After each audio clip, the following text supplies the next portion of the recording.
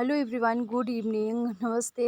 तो शाम का वक्त हो चुका है और शाम जैसे होती है तो कुछ ना कुछ बच्चों को चाहिए खाने के लिए। और यहाँ पास तो तैयारी मैंने पहले से ही कर दी थी। मैंने पिछले ब्लॉग में दिखाया भी था कि शाम के लिए ना दाल मैंने सुबह ही भिगो दिया था, ताकि अच्छे से, ये मूंग की दाल है, अच्छे से भी मतलब फूल जाए। और इनके बनाना है मुगौड़ियाँ। तो इसको अच्छे से साफ़ कर लेती हूँ। जो इनके छिलके हैं ना निकाल देना, थोड़ी बहुत एक दो चार रह जाएंगी तो चल जाएंगी, मगर ज़्यादा नहीं। उस जो छिलके आराम से निकल जाते हैं, क्योंकि दाल हम पहले भिगो देते हैं, बस हाथ से रफ़ करना है तो आराम से छिलके निकल जाते हैं। चाहे तो कुछ लोग ना जो खड़ी वाली मूंग की दाल आती है उससे बनाते, उसके छिलके भी नहीं निकालते, तो वो अपनी अपनी मर्जी है। पर यहाँ मैं छिलका निकाल दूँगी, थोड़े बहुत कुछ रह जाते हैं तो वो मतलब रह जाएंगे। तो चलिए इसको अच्छे से मतलब 2-3 बार साफ़ कर लेना है, ताकि इनके छिलके निकल जाएं, जैसे कि बताया। और छिलके के लिए मैंने एक टोकरी ले ली है, ताकि छिलके सिंक में ना जाए, नहीं तो नाली जाके आगे ख़राब हो जाएगी, पानी फिर बाद में नहीं निकलेगा। इसके बाद इसको मैं पीस लेती हूँ। ज़्यादा दाल नहीं है, मैंने थोड़ा सा ही भिगोआ था, जितना हमारे घर में इनफ है उतनी ही। बस दाल को मैंने सारी डाल दिया है और इसमें अब थोड़ी बहुत चीज़ें मैं ऐड कर देती हूँ। तो यहाँ पास लहसुन हो गई, मिर्च हो गया जैसे कि देख सकते हैं, और अदरक हो गई। साथ में थोड़ा सा इसमें जीरा ऐड करना। जीरे का जो टेस्ट है ना, दाल में आप कोई भी दाल की मुगौड़ियाँ बनाते हैं या कुछ भी ना, बहुत प्यारा टेस्ट आता है।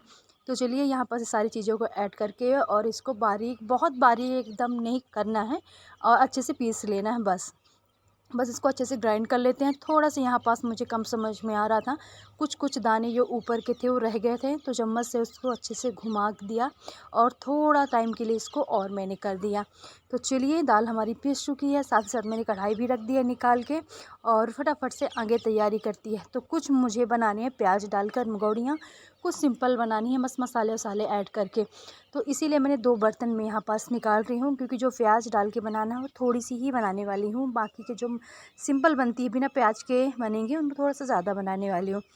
तो बस इसलिए मैं 2 बर्तन में रख लिया है कि जल्दी जल्दी मिक्स कर लेना है, और यहाँ पास जल्दी से मैं बना भी देती हूँ फटाफट से। सब लोग अगर टाइम से खा लेंगे ना, तो रात का जो खाना है वो टाइम से होगा।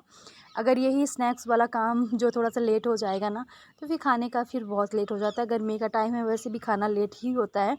साथ ही साथ लगे हाथ जो जार है ना, इसको भी साफ़ कर ही देती हूँ। लगे हाथ जितने बर्तन ना साफ़ होते रहें उतना ही अच्छा है, नहीं तो एक साथ ही इकट्ठा ना फिर बहुत सारे बर्तन हो जाते हैं। तो चलिए यहाँ पास मैंने धनिया की पत्ती, साथ ही साथ प्याज मैं कट कर लेती हूँ।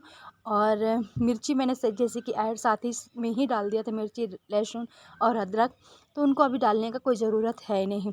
बस नमक हो गया, हल्दी नहीं डालना, सॉरी, गरम मसाला, और साथ में धनिया पाउडर है, ये सारी चीज़ें ऐड कर देनी है। तो बस दोनों में मैं जैसे कि था कि तो आधी आधी चीज़ ना दोनों में थोड़ी थोड़ी ऐड कर दूँगी। बस वही मसाले जो अपने घर के बेसिक मसाले होते हैं, मार्केट का कोई भी मसाला मैं इसमें यूज़ नहीं करी हूँ। बस एक में मैंने प्याज ऐड कर दिया है, इसको अच्छे से मिला लेना। आप हाथ से मिलाओ चाहे चम्मच से। फिर मैंने हाथ से ही मिला था, क्योंकि चम्मच से सारी दाल और मसाले या नमक आपस में मिल नहीं पा रहा था, फिर हाथ से अच्छे से मैंने इसको मिलाया। इसके बाद जो प्याज वाली है ना, इनको मैं पहले बना लेती हूँ जल्दी से, और वो वाली मैं थोड़ी देर के बाद बनाने वाली हूँ।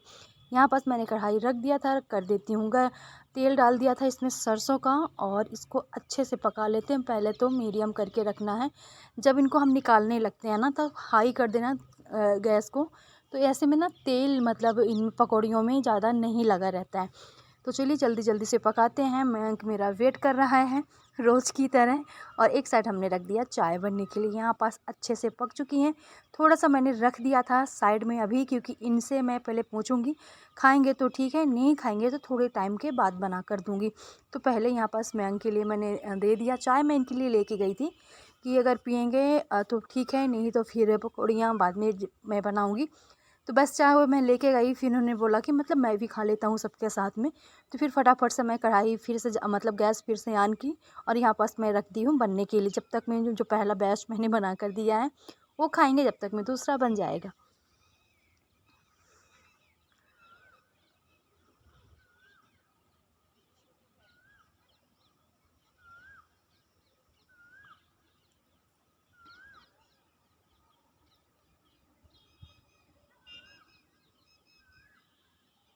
तो चलिए यहाँ पास बन चुकी हैं, बस थोड़ा सा इनको और पकाना है, हल्का सा, थोड़ा सा भी कलर चेंज हो जाएगा पकने के बाद।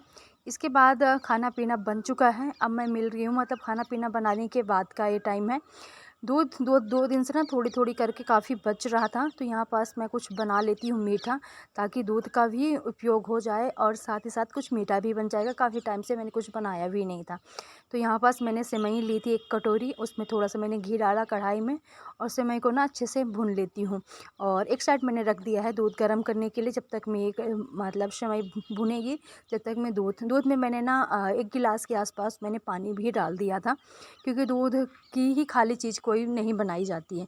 एक साइड जैसे कि दूध रखा था बॉयल होने लगा है और सेवई मैंने अच्छे से भून लिया था, जैसे कि आप लोगों को कलर भी दिख रहा होगा। बस इसमें 2 इलायची डाल देते हैं और इसको पकने देते हैं, बहुत जल्दी ही पक जाएगी। बस अब इसमें टेस्ट के अकॉर्डिंग मैं चीनी थोड़ा सा इसमें डाल देती हूँ, जितना इसमें लगने वाले हैं। तो वही कटोरी जिसमें मैंने लिया था सेवई, उसमें से 1 कटोरी मैंने सेवई लिया था, 1 कटोरी से थोड़ा सा खाली, थोड़ा सा कम ही मैंने चीनी लिया था।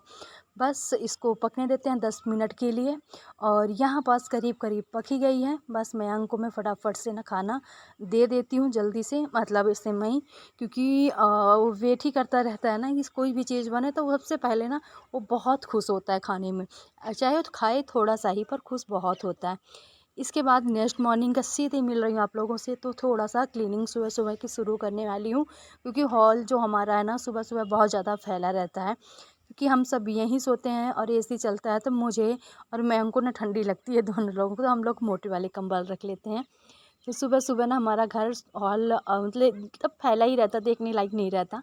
तो बस अभी सब उठ ही चुके थे, तो फटाफट से इसको साफ़ सफाई मैं कर देती हूँ, ताकि कोई आए जाए तो ना तो गंदा ना दिखे। और ये कपड़े सपड़े पूरे फैले हुए हैं, तो एक जगह स्थायी रख देती हूँ। तो यहाँ कुछ नहीं रखती, यहाँ से सब हटा के रूम में जाके रख के आऊँगी और यहाँ का सारा सोफ़ा मैं ठीक ठाक कर दूँगी, क्योंकि कोई भी किसी भी टाइम आ सकता है, तो फिर अच्छा नहीं लगता है। इसलिए ये हॉल को तो क्लीन करना ही पड़ता है। हॉल ही क्लीन करने का मतलब में बेसिक रहता है। बाकी तो यूज रूम आजकल हो ही नहीं रहे हैं ज़्यादा, मगर आज रूम के मुझे एक का बेडशीट चेंज करना है, एक के बेडशीट झाड़ के और उसी को फिर से डाल देना, क्योंकि आप यूज भी नहीं भी करते हो ना रूम को, मगर धूल तो बहुत ज़्यादा जम ही जाती है। तो बस इस रूम में बेडरूम में आ गई हूँ, तो इसकी बेडशीट झाड़ के अच्छे से इसी को डाल देने वाली हूँ, चेंज नहीं करने वाली। मगर ना आप 2-3 दिन यूज़ ना करो फिर गंदा गंदा अजीब सा समझ में धूल धूल समझ में आ रही थी मुझे, इसलिए झाड़ के और मैं फिर से अच्छे से इसको बिछा देती हूँ। और बस फिर इसके बाद फटाफट से झाड़ू डस्टिंग कपड़े, अभी आज मुझे कपड़े भी लगाने हैं थोड़े बहुत, तो हाथ से धुल लूँगी, नहीं तो फिर देखती हूँ बाद में मशीन लगाना हुआ तो। और बाकी के डस्टिंग वस्टिंग हमें 2 दिन मैंने पहले ही कर लिया था, तो जो डस्टिंग वाला काम ज़्यादा नहीं है, बस झाड़ू पोछा जल्दी जल्दी हो जाएगा और सुबह सुबह आजकल काम हो जाता है। और आजकल ना ब्लॉग मेरा बहुत कम बन पा रहा, पता नहीं क्यों, कभी कभी होता है ना अच्छा खासा ब्लॉग बन जाता है, इसलिए छोटे छोटे ब्लॉग आजकल मैं डालने की कोशिश कर रही हूँ, क्योंकि गर्मी का टाइम है, बन ही नहीं पाता है ब्लॉग, तो मुश्किल हो जाती है कभी कभी ब्लॉग डालने की।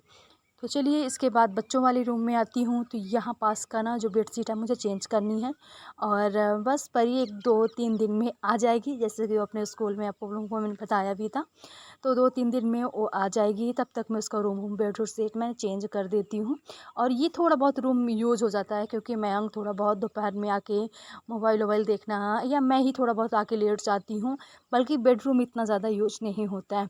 और रही भगवान जी का, जैसे कि यहीं पास मंदिर वंदिर हमारी रखी हुई है, तब को इस रूम की क्लीनिंग तो बनती है और डेली झाड़ू पोछा डेली होता है, चाहे कोई इसमें रहे ना रहे, क्योंकि भगवान जी रहते हैं, तो डेली तो झाड़ू पोछा बनता ही बनता है। तो अगर ठीक है बिस्तर उस्तर ठीक ठाक कर देती हूँ, टेबल टूबल कर दी, फिर झाड़ू पोछा ये काम मैं डेली कर देती हूँ भगवान जी के रूम का। तो चलिए इसकी मैंने पिलो कवर भी चेंज कर दिया है और चलते हैं। मशीन भी जैसे कि बताया कि मशीन फटाक से लगाती हूँ, पहले उससे पहले जो टावल टूबल इधर थोड़ा बहुत कपड़े उपड़े फैले हुए हैं ना, तो इनको ठीक ठाक से कर देती हूँ। और मयंक आया हुआ था अपना लैपटॉप चार्ज में लगाने के लिए, क्योंकि वो मुझसे 2-3 बार बोल चुका कि मम्मी लैपटॉप आपने चार्ज में लगाया है या नहीं, क्योंकि उसको फिर देखना होगा ना। तो बच्चे ना हर कोई अपनी चीज़ों का ध्यान रखता है, हम अपने मोबाइल का देखते हैं उठते ही कि चार्ज है कि नहीं है, क्योंकि हमें वीडियो शूट करनी है। बच्चे उठते हैं तो बच्चे अपना देखते हैं कि उन्हें देखना है, छुट्टियाँ चल रही हैं तो।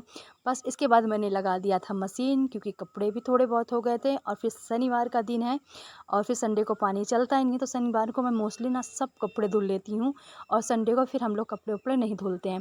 इसके बाद आज ना ब्रेकफास्ट मैंने नहीं बनाया था, बाहर से मैंने मंगाया है। तो यहाँ पास मैं के लिए डोसा, साथ में सांभर हो गई, मीठी वाली चटनी हो गई और नारियल की चटनी, साथ में इडली हो गई। तो आज का ही हमारा ब्रेकफास्ट था। और ये मतलब आज मन नहीं था बनाने के लिए और मयंक बोल रहा था डोसा के लिए, तो फिर ये जाके ना लेके आए। और बस इसी के साथ इस ब्लॉग को यहीं पास ख़त्म करूँगी। आप लोगों को ब्लॉग पसंद आया हो तो प्लीज़ आप चैनल को सब्सक्राइब कीजिएगा, मेरी वीडियो को लाइक कीजिएगा। मिलती हूँ नेक्स्ट ब्लॉग में, तब तक के लिए राधे राधे।